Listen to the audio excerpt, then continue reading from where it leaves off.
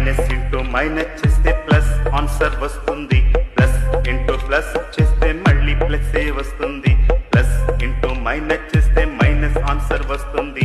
Minus into plus చేస్తే మళ్ళీ minus వస్తుంది. ప్లస్ అంటావా లేక మైనస్ అంటావా చిన్న? ప్లస్ అంటావా లేక మైనస్ అంటావా కన్నా?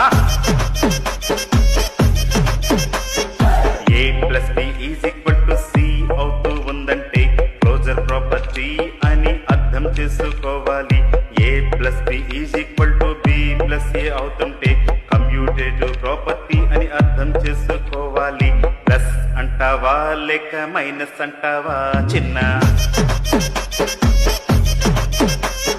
ప్లస్ అంటావా లేక మైనస్ అంటావా కన్నా?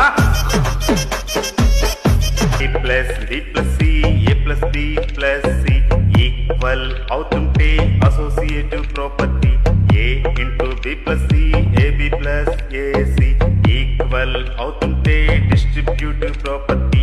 ప్లస్ అంటావా లేక మైనస్ అంటావా చిన్న?